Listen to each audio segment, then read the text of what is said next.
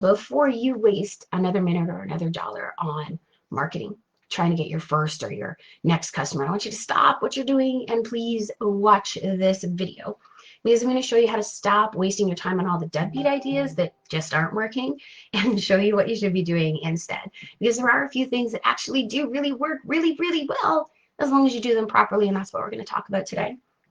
So I'm Dawn, I'm the owner of Insight and Velocity, and people ask me for feedback about their businesses like a lot. But the thing is that nobody really wants to hear the actual truth about their business when things that they want to do or things that they are doing are not the best choices, when you know that they're not going to work. And it kind of sucks. It's sometimes a little easier to tell them what they want to hear. But today, I want to be super honest with you about why these things actually aren't working and what you should be doing instead to save your time and your resources, your money, your time. So let's dig in. Let's get started. Number one, and I'm going to go through these pretty quick because we're a little late to the game because technology. Number one, you have to find a way to be able to set yourself apart. It's like marketing 101, right? But it's often the hardest thing for new entrepreneurs, especially people who are home-based businesses, to figure out, because they think that they have to create the next big thing. They have to have something that is completely different than anybody else. And this is really common with like network marketers, for example. Think about how many Avon representatives there actually are in the world, or even just in your city, right? They're all the same. They're selling the same products. They have to sell at the same price. They are given the same marketing materials. So how do you set yourself apart, right? It's the same thing in any other business across the industry. Virtual assistants, there's millions of them. Now, what we don't want to do is start competing on price. We don't want to be known as the business that sells the cheapest thing, right? We don't want to become a commodity. We want to be essential in people's lives in whatever way that makes sense in your particular business. So how do you set yourself apart? I've been telling you guys for years, the easiest way to do that is yourself, right? You cannot be duplicated. So when you start with personal branding and you can set your difference, whether that be your service standards or the things that you do with your clients, the way that you are is not something that anybody can ever duplicate.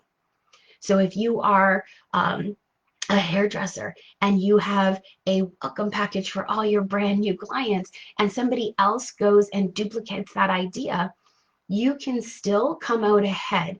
One, you're the one who started it, right? Number two, you cannot be duplicated. So let me tell you a story. We live in a relatively small town, and there's probably at least 10 to a dozen different pizza shops in a really small area. And there's a lot that I won't order from. I just don't like the pizza enough. I don't like anything about it. So I don't order from them.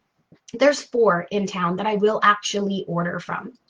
Of those 4, there's really only 2 that I actually really, really like the pizza from. So of those 2, there's one that I order from every single time.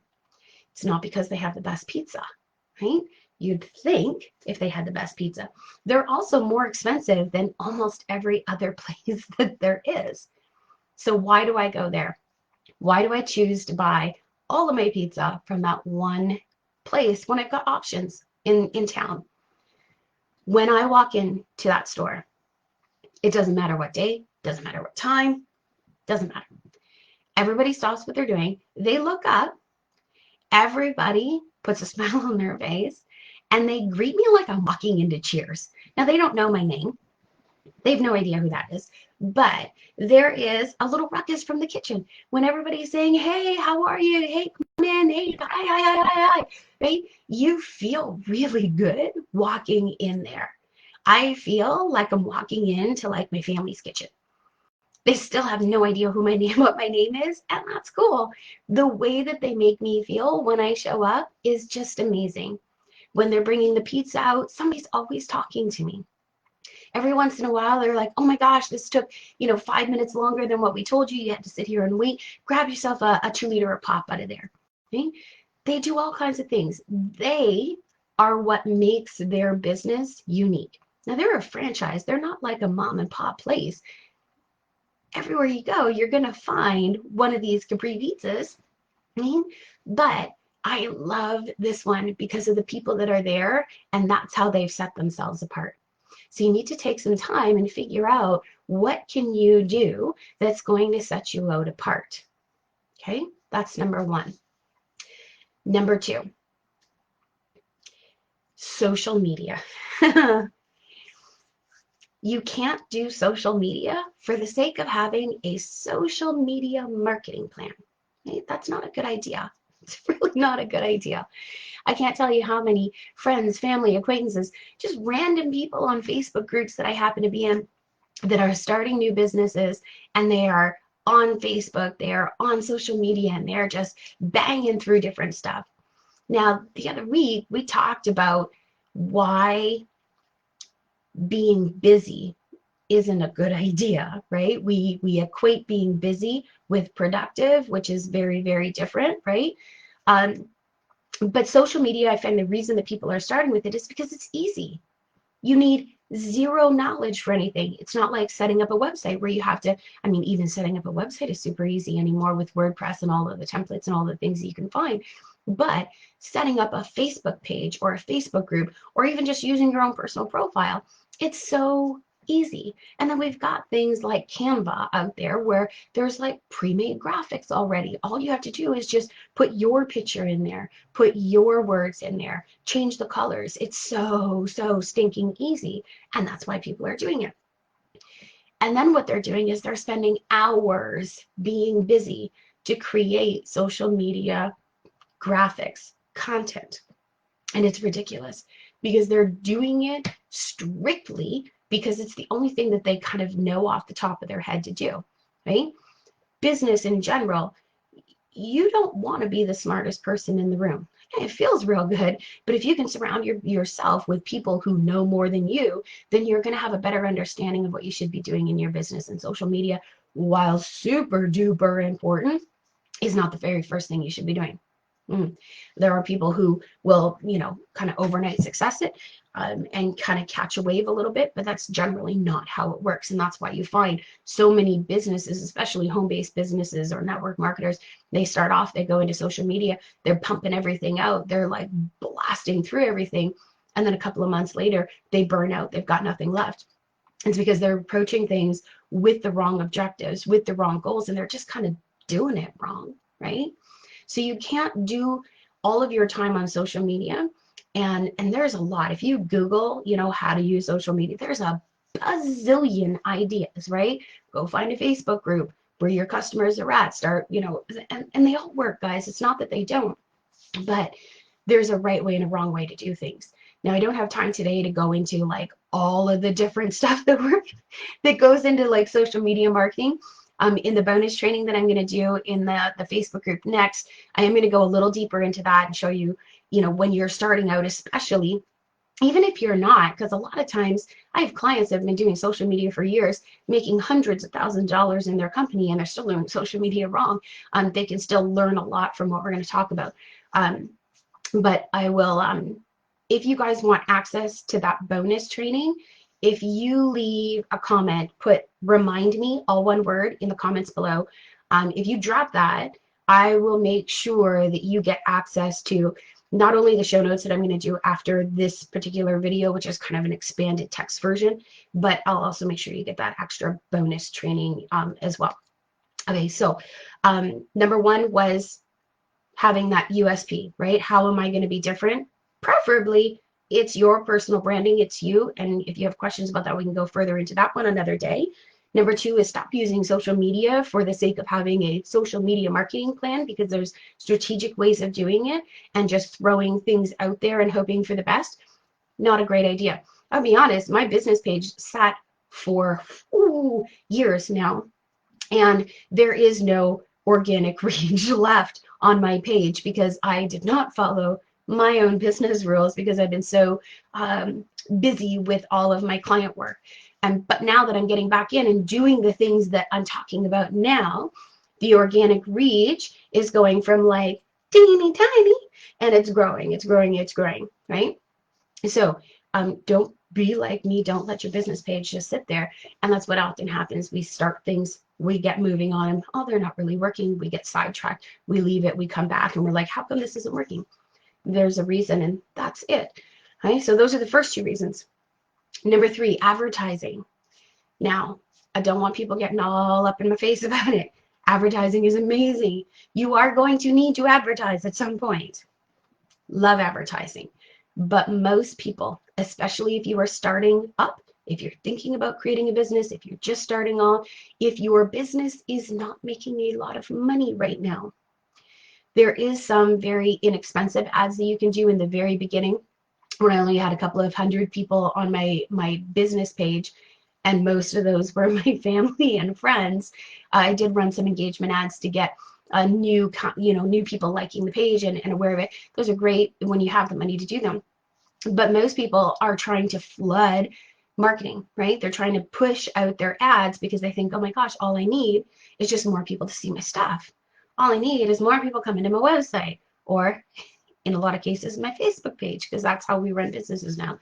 But the reality is that advertising is only going to amplify what you already have going. So if you have a system that is broken and you pump advertising dollars behind it, guess what happens? It just breaks faster. Okay? So we're not going to advertise from the get-go.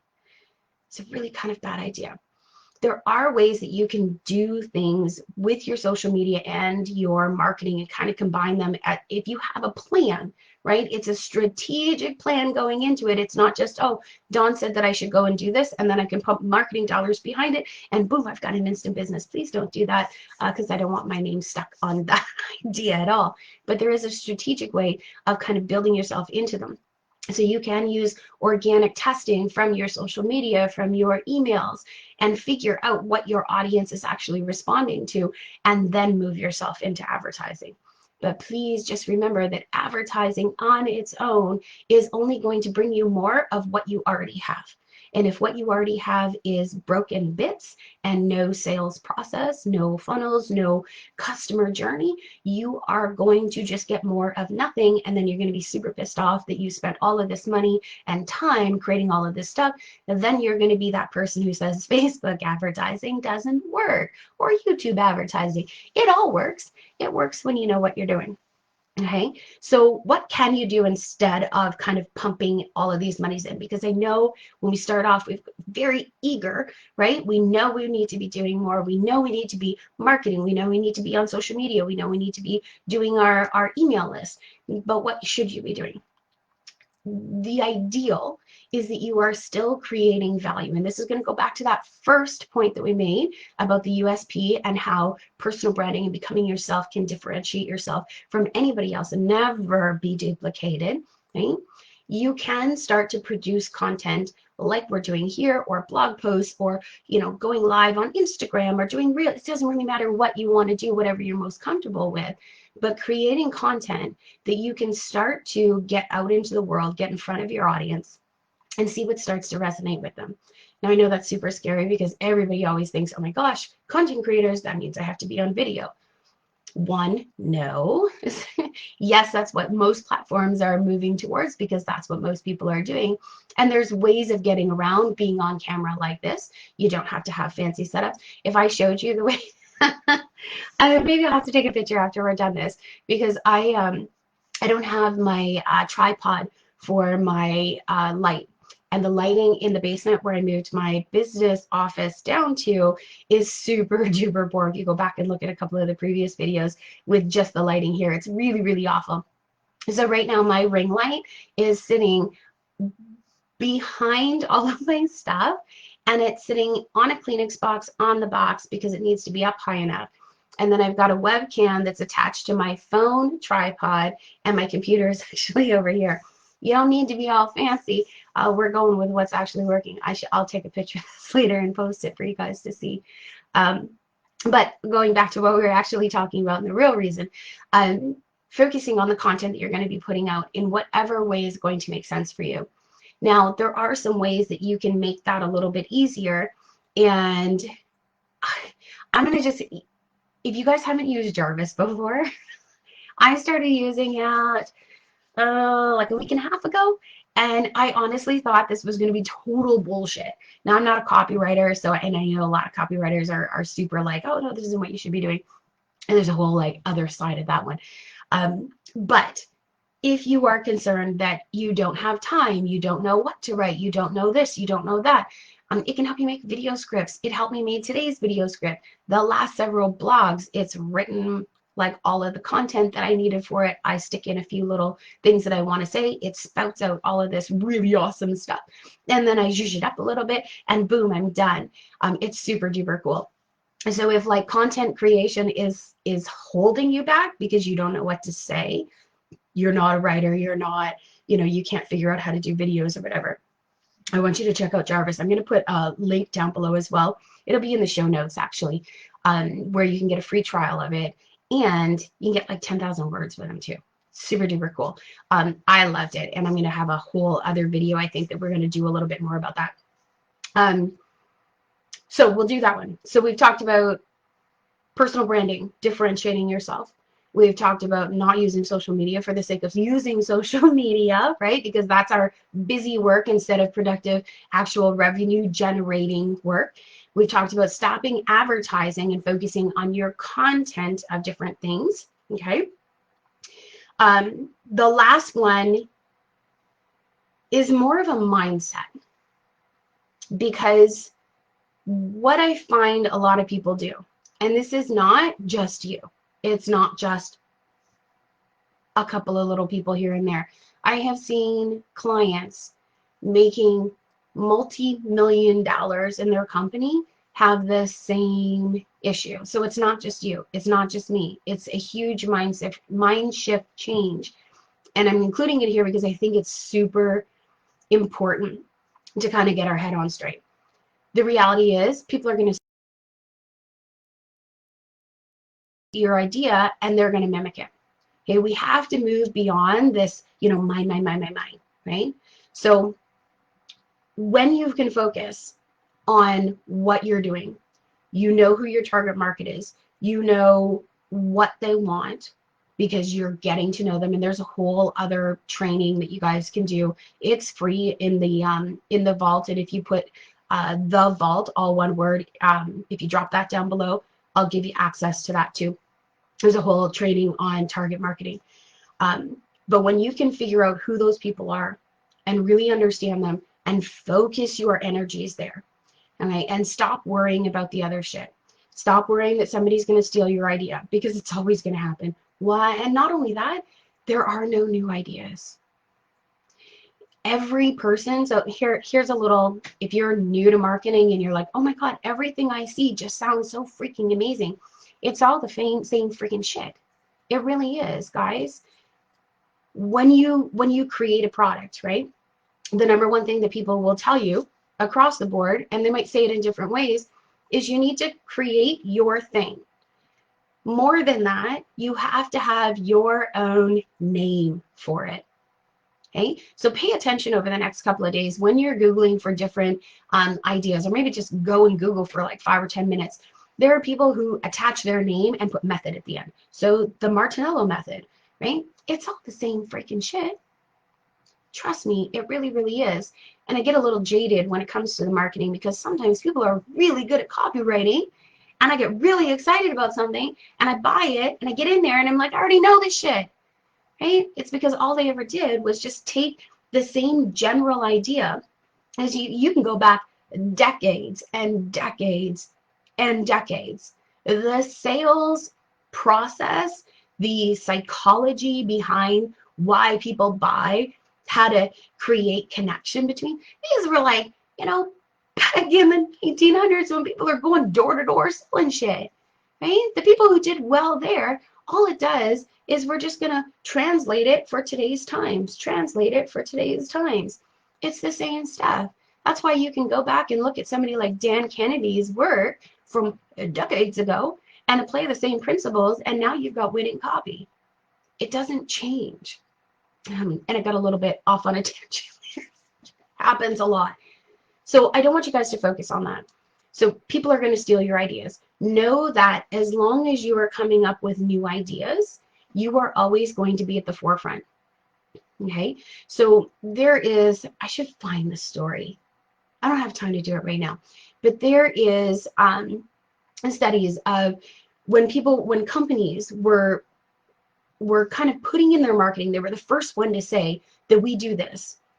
And let's say, I don't know anything about beer making, but we're going to use that because that's what came to my mind. I feel like it's some kind of a brewery or something that I read the story about. But anyway, let's say all breweries, every bit of beer is all made the same way, every single time. But company C is the first one to come out and say, we do it this way. It doesn't matter that every single company in the world does it the exact same way. They were the first ones to bring notice to it. They were the first ones to say, we do it this way. And in people's minds, they now associate that with being good, right? Because they probably are going to do some kind of a feature benefit, right? So we do it this way because of all these good things it matters to you. Now in people's minds, that company is the superior company because they have this super cool way of doing things, even though everybody does it, right? So if you're the first one to say it, if you're the first one to come up with an idea, if you're the first one to present this that your customers hear for the first time, I tell you guys all the time, nothing in marketing and business is new. But if you hear something for the very first time from me, that creates a relationship, a bond, a different feeling from you about me because I've now imparted some knowledge to you. Was it my idea? Probably not. Was it my shtick? Nah, probably not. Okay? But you have a connection because you heard it from me the first time. So I don't want you guys to be afraid of connecting with your people and taking them from the bottom to the top of the journey of things because there's always value in there. And being able to have new ideas, let them steal your shit. Let them steal the idea that I'm going to do my catalogs this way. I'm going to have a little contest like this. It doesn't matter. It doesn't matter, guys, because you're always going to be creating new things. And as long as you can be the one that comes up with a new idea for you, those ideas are going to keep coming from you, and everybody else is just going to be followers. Let them follow because they're always going to be lagging behind you. Okay, people are going to steal your shit. If you create a course, people are going to steal your shit. People are going to share the passwords. But you know what? Those people that they're sharing with, the people who are stealing your content, if they're going to a torrent site or whatever, they were never going to buy from you in the beginning anyway. If they would have just invested the money. They would have found a way. And that's a really difficult thing for us to understand that, but no, I've got to punish these people. I have to, it's the principle of the thing. And yes, I get it. Do I want people stealing my shit? Absolutely not. But the reality is, if they are, why am I going to waste all my time and energy on that, right? I don't want to deal with that. And so I want you guys to figure out who your target market is. Focus your energies there. Mind shift. Focus there and on moving forward and not what's happening in the past. This is a really long way of getting to that one. And one quick last little thing too. I want you guys to remember to celebrate the successes. Okay, so let me tell you a story. A couple of years ago, I put together a brand soldiers course. It was like a 6-week course. I was doing it live. And I had this idea, and combining all these horrible things that I just told you not to do. There's a reason why I know what not to do and what to do, because the shit that I tell you not to do is the same shit that I did that didn't freaking work and blew up in my face, right? Luckily, my business is a lot smaller than when we do it in a multi-million-dollar company and it blows up really, really big. So I decided that I was going to sell this course and I was going to pre-sell it. I didn't want to make all of the content and then, find out that it wasn't going to be something that was, something people were actually going to buy. So I decided I was going to pre-sell it. And I decided I was going to do a webinar to pre-sell the course. And I decided that even though I had dabbled here and there in ads and I put a lot of money out for clients, worked with them, and I knew what worked over there, but I was not focused on my own shit. So I decided I was going to take $500 over the course of a week, which at the time was a lot of money for me, because I had, recently divorced. I had a little baby, you know, barely making ends meet kind of thing. So $500 in a week was a lot, but I was like super confident. I can do this. Do it for clients all the time. It would make a shit ton of money. So yeah, so I drove like $500 worth of ads. So at the end of the week, I had 10 people who had registered for the webinar. I was super disappointed because I was like, oh my God, I need way more than 10 people. Like, even if only one of those people buy, like, oh my gosh, it's not going to be enough. I needed, you know, I need more things. I need more money coming in. I need more, you know, ways of creating all of this stuff. So super disappointed because there was only 10 that was registered. So then I went and did the webinar and no one was live. So my webinar was based around all of this engagement because I know what works on webinars when there's people there. So my entire thing was based on, you know, getting feedback and interaction between people. And I like when we're on lives and I'm like, hey, you know, if you like this, share it. Which, by the way, if you like this content, you should probably share this video. So my entire webinar was based on this engagement and content and ideas and all this other stuff. No one was live because I only had 10 people that registered. So nobody showed up live. Not only that, when I was finished my hour-and-a-half presentation, because in case you guys haven't noticed, I talk a lot, even though I talk fast. Can you imagine if I talk slower at a normal pace, how long my content videos actually take? At the end of my hour-and-a-half, I closed it up. And even though I didn't have anybody live, and even though I only had 10 people that registered, I was super proud that I went through this. I was really proud of this presentation. It was freaking good. It was a good webinar. Close it all up. I went to go back after the replay and everything, looking at it so I could chop it up and get it posted up on my site. And I had screwed up the screen sharing. If you guys were here a couple of videos ago, you'll realize that I got all messed up in the back end of this stuff, which is why we're going to move to Zoom next time, because this new live producer for Facebook is not really my thing. I screwed up the screen sharing. So the entire time, instead of seeing all of these beautiful slides that I put, it was like showing my desktop and then a screen in a screen in a screen and a teeny tiny little piece of me over on this side. It was completely useless, absolutely useless. You could hear my voice, but that was it. So I didn't want to send out the video replay to everybody. So I sent out the audio replay. Oh man, it brings back a lot of bad memories, guys. Bad memories. So anyway, I sent this out to all of the people who had registered, all of the people that were actually on my list anyway. And I had one person buy. It was a $1,500 course. One person bought. And I was super excited about it. Really excited about it. But then all of the enthusiasm and excitement that I had for things kind of dwindled because I was remembering, oh my God, I spent $500 and I only made one sale and I only had 10 people that registered. How am I ever going to scale that up? If I got 10 people to register for 500, how much money am I going to, how am I going to get 100 people to register, 500 people to register, 1,000 people to register, right?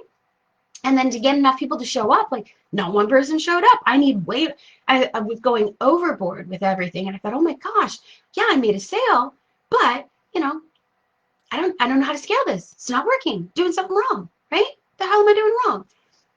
But it wasn't celebrating the success. I was focused on the failure. And guess what I stopped doing? Stopped doing the webinar. But if I was looking back, and I do this often now, I change positions and I say, if this person came to me as a client and said, I ran a webinar, I spent $500 getting people to show up, I got 10 people registered, no one showed up live, I sent out the replay and I had a sale and it was $1,500. What would I say to that person? I'd give them a fucking high five. You spent $500 and somebody gave you $1,500. Go do that shit again and then do it again and then do it again, right? That's what I would have told them. But what did my story has do? I stopped doing the webinar because I was focused on the failure of things and not seeing the success. So it's really difficult for us to see outside of our little bubble and to realize that as we build our business, as we are trying new things and trying to get our footing and testing different things using social media or your email, or even dabbling into advertising, it's really, really easy to see the failures and not see where we're succeeding. And so many times, I can tell you, I'm not the only one. I use my example because it's super personal and embarrassing and makes me a little sad. But I can tell you, almost every single client that I've ever worked for, if I went back and looked at the time that we spent together, guaranteed that there is at least one thing that worked really well for each of them that they eventually stopped doing. And sometimes that's because we're always thinking about the next thing, right? I got to be on the cutting edge of everything. I got to be this. I got to change everything up. I got to spend some time. I need to have all of my graphics looking better. I need my videos better quality. I need a better video setup, right? Like, we spend so much time focused on that stuff, we don't realize that you did something and it worked. So do it again and it's going to work, and do it again and it's going to work. Okay? So, unique selling proposition, personal branding, you cannot be duplicatable. That was number one. Number two, social media for the sake of doing social media and being productive, not a good idea. Not a good idea at all. Yes, use social media. Yes, use it to reach out to your customers, but do it strategically and don't spend your time doing the stuff in social media when you should be doing other things. Okay? Number three, advertising. Don't do it, especially in the beginning. Don't do it if things are not working. Don't do it if you don't have the money to spend on it. There are organic ways that you can do it. We're going to go in about 10-15 minutes and go a little bit deeper into that one. So that was number three. Number four, the mind shift change, right? Stop worrying about the people that are never going to buy from you and focus on the people that are. Worry about providing value to them, making their lives better, and everything else can just drop from the wayside. And then the fifth one is focus on what's working and scale that shit up. Stop stopping what's actually working and focus on the success of things that you're having instead of the failures, or, you know, what you consider to actually be a failure. Okay? So those are the 5 little tips that I had for you guys today. I hope it was super helpful for you. Like I said, I'm going to go into the Facebook group next and do a bonus training for them and go a little bit deeper into that. And I'm also going to talk a little bit about, I kind of was starting to think about putting this together. I don't know. We talked about Jarvis. I'm going to give the link in the show notes so you can get that free trial and the extra words from him, so you've got some things to play around with. But I'm using him to create all of my content every single month now. And I'm actually like a whole month ahead of time, right? I'm like super high five, Dawn. So I'm kind of thinking about putting together a group of people to do like a content creation planning kind of party, because it's quick, number one, and it's a little lonely to do. So I'm kind of thinking about doing some co-working time with that. I don't know what we'll call it. Maybe Get It Done, because we got to make things easier, not harder. So I am going to do something like that, I think. So there'll be notes coming out about that, so you can figure out how to join me and learn how to use Jarvis and all that kind of stuff. Yeah, so we're going to go into the Facebook group next. We're going to talk about social media, the kind of things that you should actually be putting in there, how you can get like 3 months worth of content to go out to people in like 2 hours. I think I did mine when I did this new setup. I spent 2 hours doing it, and that's only because I was like confused about some things and I wasn't sure how I was going to put them. And then Jarvis helped me out, which is really, really nice. So yeah, we're going to talk about that a little bit. We're going to talk about the baskets of content that they should be making. You only need like 3 or 4 things in each one of them, which is why love, love, love social media. It can be easy, it can be quick, and it is effective on my page. Like I said, my page sat for almost 2 years, guys. An occasional post here, an occasional post there. I'm now posting consistently using these the baskets and the speed content that we're going to talk about. So here's a hint too. Remember I talked about like how everything is the same, and then I just told you that there's a speed method, SPPED. That's what I'm talking about. You can Google and figure out a plan of your own. You don't need my special plan. My plan isn't special. My plan is condensing all of the information that I figured out into something that was actually working. And I just happened to find an acronym, so I'm calling it the SPEED method. That's what I was talking about earlier. Nothing's new. We just put new names on it. But that's why you guys are here. I'm not going to lie to you. It's not new. Nothing is. You can Google everything. Everything is available for free if you have the time, energy, and the wherewithal to kind of sort it all out and figure out what's going to work for you. So I am super over time by like 10 minutes. So I'm going to drop off so I can get into my group and go a little bit deeper. Thank you guys so much for being here. If you found this helpful in any way whatsoever, make sure you share. Let me know that you like it. Let me know what you want to hear about next. Remind me, all one word, down below, and I will make sure you get show notes on this where you can get the bonus video as well as the extra show notes on this one as well. All one word, remind me. Anyway, I will see you guys next week. Hope you join me. Talk to you later.